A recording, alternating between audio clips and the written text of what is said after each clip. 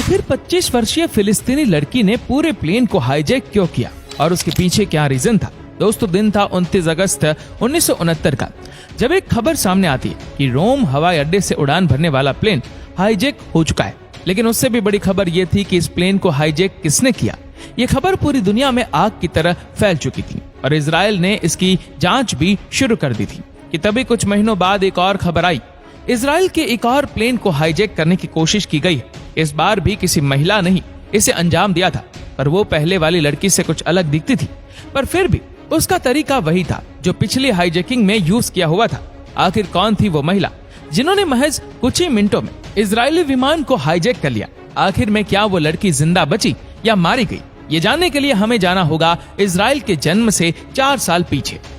दोस्तों, इजराइल एक तरफ से पूरा समुद्र से घिरा हुआ है। इजराइल की समुद्र सीमा के साथ साथ लीबिया की तरफ आगे बढ़ने पर एक ऐतिहासिक शहर आता है हाइफा, और इसी शहर में एक सुंदर सी बच्ची का जन्म होता है जिसका नाम रखा गया लैला खालिद।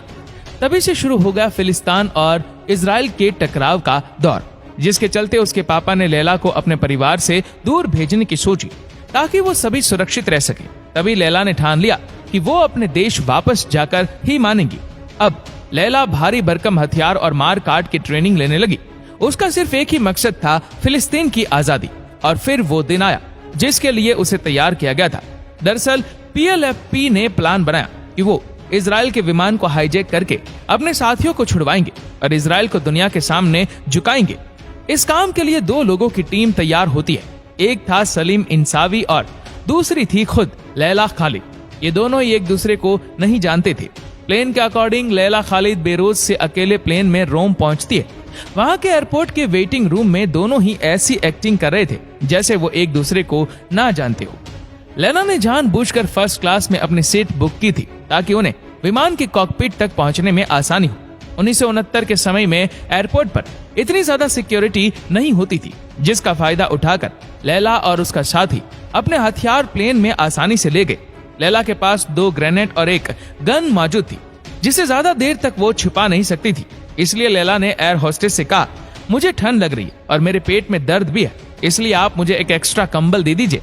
कंबल मिलते ही लैला ने अपने हैंड ग्रेनेड और पिस्टल को कंबल के नीचे रख दिया ताकि उन्हें आसानी से निकाला जा सके। दोनों पार्टनर की सीटें भी आसपास थी ताकि वो आपस में कोऑर्डिनेट कर सके। अब शुरू होती है प्लेन को कब्जे में लेने की कहानी। लैला की नजर अब कॉकपिट पर थी, क्योंकि एयर होस्टेस यात्रा के दौरान कई बार कॉकपिट में पायलट को कुछ खाने पीने के लिए देने जाती है, और जैसे ही दरवाजा खुलता है तो कॉकपिट में अंदर जाने की जिम्मेदारी लैला को ही दी गई थी। थोड़ी देर बाद एयर होस्टेस कॉकपिट का दरवाजा खुलवाती है और दरवाजा खोलते ही लैला कॉकपिट की ओर दौड़ पड़ती है।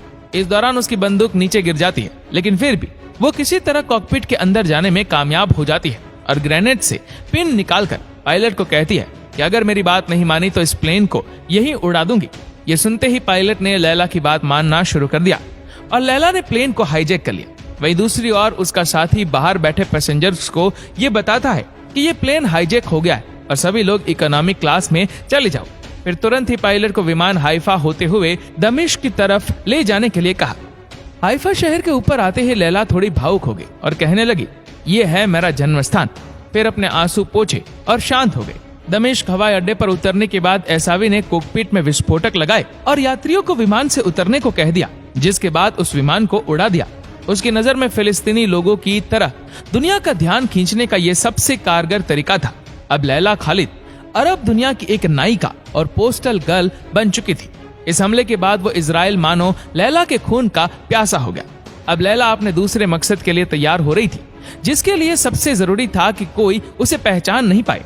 बस फिर क्या था, एक के बाद एक लैला ने अपने चेहरे की 6 प्लास्टिक सर्जरी करवाई और अपना हुलिया बदला। 4 सितंबर 1970 में लैला खालिद लेबनान से यूरोप की तरफ जाती है, जहां वो पैट्रिक आर्गुलो से मुलाकात करती है। ये वही आदमी था जो अगले हाईजैकिंग में लैला का साथ देने वाला था।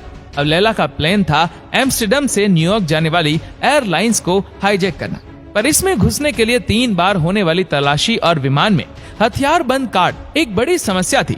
फिर भी लैला और उसका साथी इसमें दाखिल होने में कामयाब होते।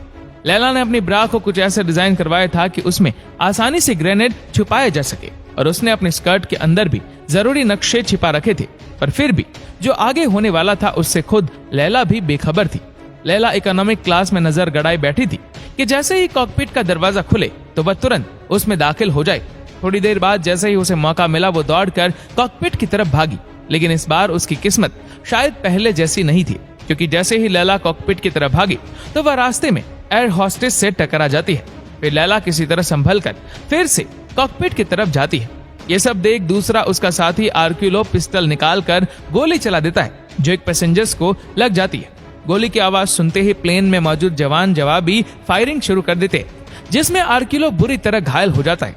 प्लेन में हो रही हलचल को समझकर पायलट कॉकपिट का दरवाजा अंदर से लॉक कर देता है, जिसके बाद लैला अपनी ब्रा से ग्रेनेड निकालती है और धमकी देने लगती है कि वो कॉकपिट का दरवाजा खोल दे, वरना मैं इस प्लेन को बम से उड़ा दूंगी। लैला की बात सुनते ही पायलट अपनी दूसरी चालाकी दिखाता है और प्लेन को अचानक नीचे ड्राइव करा देता है, जिससे लैला का बैलेंस बिगड़ा और वो नीचे गिर गई। यात्रियों पर इसका कोई असर नहीं हुआ, क्योंकि उनकी सीट बेल्ट बंधी हुई थी। लैला के नीचे गिरते ही प्लेन में मौजूद जवान ने उस पर काबू पा लिया और प्लेन में मौजूद लोगों की टाई से उसे बांध दिया। हालात को देखते हुए प्लेन को इमरजेंसी लैंडिंग कर लंदन में ही उतारा गया और लैला को वहां की जेल में बंद कर दिया गया। लेकिन लैला के लिए एक बात की राहत थी कि उसे इजराइल की पुलिस ने ना पकड़कर लंदन की पुलिस ने पकड़ा था। असल में उस समय लैला का इतना अधिक प्रभाव था कि उसे जेल में हर सुख सुविधा दी गई थी, चाहे न्यूज़पेपर हो या टेबल टेनिस खेलना हो। यहाँ तक कि लैला को नहाने के लिए स्टेशन चीफ का बाथरूम दिया गया था और उसे रोजाना 6 सिगरेट भी दी जाती है। इसके बाद फिर एक दिन खबर आती है कि 9 सितंबर को बहरीन से लंदन आ रहे ब्रिटिश एयर विमान को हाईजैक कर जॉर्डन में डॉवसन फील्ड में ले जाया गया और बदले में मांग की गई लैला खालिद की रिहाई की। मजबूरन ब्रिटिश सरकार ने अपने 114 यात्रियों के बदले लैला खालिद को रिहा कर दिया। 24 दिन ब्रिटिश जेल में रहने के बाद एक बार फिर से लैला अपनी दुनिया में वापस लौट आई थी।